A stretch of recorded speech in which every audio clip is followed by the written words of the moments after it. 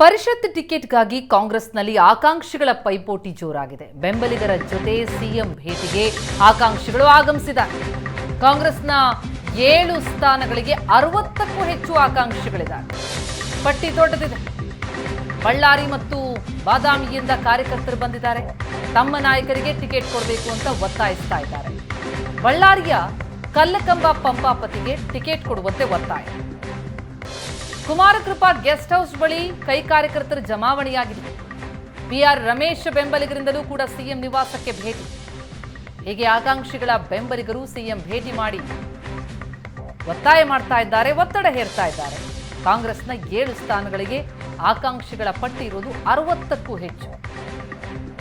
ಹೀಗಾಗಿ ಬೆಂಬಲಿಗರ ಜೊತೆ ಸಿಎಂ ಭೇಟಿಗೆ ಆಕಾಂಕ್ಷಿಗಳು ಆಗಮಿಸಿದ್ದಾರೆ. ಆಕಾಂಕ್ಷಿಗಳ ಪಟ್ಟಿ ಸ್ಕ್ರೀನ್ನಲ್ಲಿ ಗಮನಿಸ್ತಾ ಇದ್ದೀವಿ. ಅದರಲ್ಲೂ ಬಳ್ಳಾರಿ ಮತ್ತು ಬಾದಾಮಿಯಿಂದ ಕಾರ್ಯಕರ್ತರು ದೊಡ್ಡ ಸಂಖ್ಯೆಯಲ್ಲಿ ಬಂದಿದ್ದಾರೆ. ತಮ್ಮ ನಾಯಕರಿಗೆ ಟಿಕೆಟ್ ನೀಡಬೇಕು ಅಂತ ಒತ್ತಾಯಿಸ್ತಾ ಇದ್ದಾರೆ. ಕುಮಾರಕೃಪಾ ಗೆಸ್ಟ್ ಹೌಸ್ ಬಳಿ ಕಾರ್ಯಕರ್ತರ ಜಮಾವಣೆಯಾಗಿರುವುದನ್ನು ನೋಡ್ತಾ ಇದ್ದೀವಿ. ಈ ಬಗ್ಗೆ ಡೀಟೇಲ್ಸ್ ಕೊಡ್ತಾರೆ ನಮ್ಮ ರಿಪೋರ್ಟರ್ ಶರತ್ ಈಗ ಸಂಪರ್ಕದಲ್ಲಿದ್ದಾರೆ. ಶರತ್, ಪರಿಷತ್ ಟಿಕೆಟ್ಗೆ ಬಹಳ ದೊಡ್ಡ ಮಟ್ಟದಲ್ಲೇ ಲಾಬಿ ನಡೀತಾ ಇರುವಂತೆ ಕಂಡು ಬರ್ತಾ ಇದೆ. ಈ ಆಕಾಂಕ್ಷಿಗಳ ಪೈಪೋಟಿ 7 ಸ್ಥಾನಕ್ಕೆ 60ಕ್ಕೂ ಹೆಚ್ಚು ಆಕಾಂಕ್ಷಿಗಳ ಬಹಳ ದೊಡ್ಡ ಸರ್ಕಸ್ ಮಾಡಬೇಕಾಗತ್ತಾ ಕಾಂಗ್ರೆಸ್ ಈಗ ಅಂತ? ಖಂಡಿತ ಪ್ರತಿಮಾ. ಈ ಕಾಂಗ್ರೆಸ್ಗೆ ಈಗಿರುವ ಅಂಕಿಅಂಶಗಳ ಪ್ರಕಾರ 7 ಸ್ಥಾನಗಳು ಸಿಗುತ್ತೆ. ಆ 7ಕ್ಕೆ 60ಕ್ಕೂ ಹೆಚ್ಚು ಅಫಿಷಿಯಲ್ ಆಗಿ 60ಕ್ಕೂ ಹೆಚ್ಚು ಆಕಾಂಕ್ಷಿಗಳಿದ್ದಾರೆ. ಗೊತ್ತಿಲ್ಲ ಯಾರಿಗೆ ಸಿಗುತ್ತೆ ಯಾರಿಗೆ ಅಂತ. ಕಾಂಗ್ರೆಸ್ನಲ್ಲೂ ಕೂಡ ಒಂದಿಷ್ಟು ಲೆಕ್ಕಾಚಾರಗಳು ಕೂಡ ನಡೀತಾ ಇದೆ, ಜಾತಿ ಪ್ರಮಾಣದಲ್ಲಿ ಅಥವಾ ಪ್ರಾದೇಶಿಕವಾರು ಕೊಡಬೇಕು ಅನ್ನೋದ್ರ ಬಗ್ಗೆ. ಆದ್ರೆ ಇದ್ರ ನಡುವೆ ಯಾರಿಗೆ ಸಿಗುತ್ತೋ ಬಿಡುತ್ತೋ ಗೊತ್ತಿಲ್ಲ, ಆಕಾಂಕ್ಷಿಗಳಂತೂ ನಾಯಕರುಗಳ ಮನೆಗೆ ಭೇಟಿ ಮಾಡೋದು, ಮನವಿ ಕೊಡುವಂಥದ್ದು ನಿನ್ನೆ ಮೊನ್ನೆಯಿಂದನೂ ಕೂಡ ನಡೀತಾ ಇದೆ.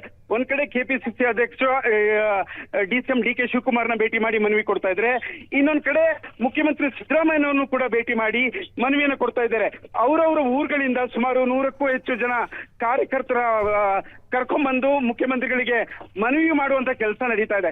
ಇದರ ನಡುವೆ ಮುಖ್ಯಮಂತ್ರಿಗಳು ಮತ್ತೆ DK ಶಿವಕುಮಾರ್ ನಾಳೆ ದೆಹಲಿಗೆ ಹೋಗ್ತಾರೆ. ದೆಹಲಿಯಲ್ಲಿ ಹೈಕಮಾಂಡ್ ನಾಯಕರ ಜೊತೆ ಚರ್ಚೆ ಮಾಡಿದ ನಂತರವೇ ಅಂತಿಮವಾಗಿ ಪಟ್ಟಿ ಹೊರಗಡೆ ಬರುತ್ತೆ. ಇಲ್ಲಿಯ ಆಕಾಂಕ್ಷಿಗಳು ಯಾರ್ಯಾರಿದ್ದಾರೆ ಆ ಲೀಸ್ಟ್ ನ ತೆಗೆದುಕೊಂಡು ಹೈಕಮಾಂಡ್ ಗಮನಕ್ಕೆ ತರ್ತಾರೆ. ಆದ್ರೆ ಈಗ ಇಲ್ಲಿ ಯಾರಿಗೆ ಕೊಡಬೇಕು, ಅವರವರ ಶಾಸಕರು ಮತ್ತೆ ಸಚಿವರು ಕೂಡ ಲಾಬಿಯನ್ನು ನಡೆಸ್ತಾ ಇದ್ದಾರೆ. ಚುನಾವಣೆಯಲ್ಲಿ ತಮ್ಮ ಬೆಂಬಲಿಗರು ಕೆಲಸವನ್ನು ಮಾಡಿದ್ದಾರೆ. ಆ ಕಾರಣಕ್ಕಾಗಿ ಈ ಬಾರಿ MLCಯಲ್ಲಿ ಸ್ಥಾನ ಕೊಡಬೇಕು ಅಂತ ಶಾಸಕರು ಮತ್ತೆ ಸಚಿವರು ಒತ್ತಡವನ್ನು ಹಾಕ್ತಾ ಇದ್ದಾರೆ.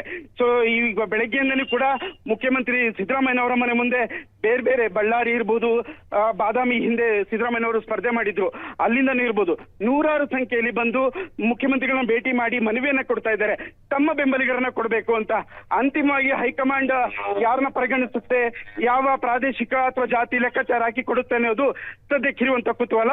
ಮುಖ್ಯಮಂತ್ರಿಗಳು ನಾಳೆ ದೆಹಲಿಗೆ ಹೋಗ್ತಾರೆ, 2 ದಿವಸ ಅಲ್ಲೇ ಇರ್ತಾರೆ. ಹೈಕಮಾಂಡ್ ಗಮನಕ್ಕೆ ತಂದು ಅಂತಿಮವಾಗಿ ಪಟ್ಟಿ ಹೊರಗಡೆ ತರ್ತಾರೆ. ದೆಹಲಿಗೆ ಹೋಗ್ತಾರೆ ಅನ್ನೋ ಸುದ್ದಿ ಬೆನ್ನಲ್ಲೇ ಇಲ್ಲಿ ನಾಯಕರುಗಳ ಮನೆಗೆ ಒಂದ್ ಕಡೆ DK ಶಿವಕುಮಾರ್, ಒಂದ್ ಕಡೆ ಸಿದ್ದರಾಮಯ್ಯ, ಹಾಗೆ AICC ಅಧ್ಯಕ್ಷ ಮಲ್ಲಿಕಾರ್ಜುನ್ ಖರ್ಗೆ ಹತ್ರನೂ ಕೂಡ ಸಾಕಷ್ಟು ಒತ್ತಡವನ್ನು ಹಾಕ್ತಾ ಇದ್ದಾರೆ. ವೀಣಾ, ಥ್ಯಾಂಕ್ ಯು ಶರತ್ ತಮ್ಮೆಲ್ಲ ಮಾಹಿತಿಗೆ.